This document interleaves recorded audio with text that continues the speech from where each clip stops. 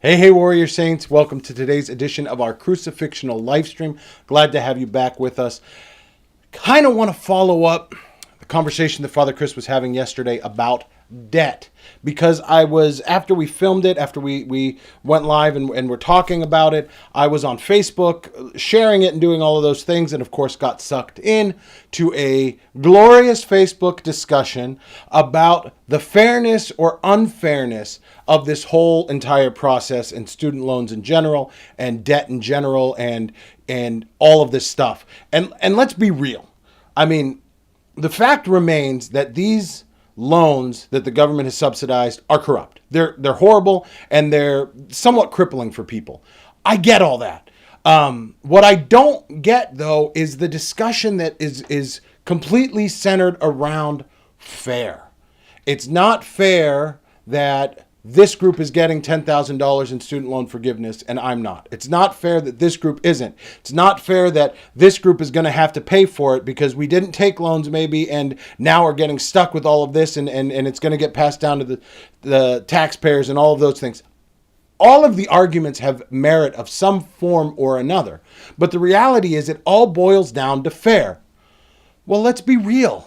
Life is not always fair. Life takes us in twists and turns, and we don't know what we're always going to do with it. But what we do know is that we have a choice when we are confronted with those twists and turns. We have the choice to wallow in sadness and self-pity and whining that things aren't fair, or we can see what's going on and we can just continue moving on with our lives. There's this beautiful quote by Scottish philosopher George MacDonald, who said, "The Son of Man suffered unto death, not so that man would not suffer, but so that our sufferings could be like his." And it's not this idea that like suddenly when I'm worried about the fact that so-and-so is getting this much money towards their student loan and I'm getting no money because I didn't have a student loan, then my suffering is like Christ on the cross. It's not what he's saying. What he's saying is Christ willingly went to the cross in a moment that was unfair. And he didn't wallow in self-pity.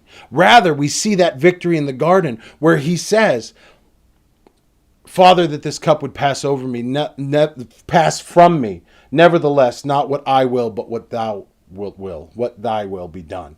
What you are asking, that it's the leaving behind of this self-centered idea of my will and everything has to be how I want it and everything has to be good the way that I see it going and where and blah, blah, blah. Get over yourselves. Life isn't fair. True story. I started seminary in 2005, in end of August, beginning of September. I got there and I came home for a friend's wedding in November. And my mother told us, gathered us all together as she was in the hospital and let us know that she had cancer. That was not fair. The fact that she died right at the end of my seminary education, also not fair. The fact that I was living away and my brother was living out of town while she was battling cancer, not fair. But guess what? It's what happened. And we had a choice on how we were going to react to that. We all have those choices. How are we going to react when life is not fair?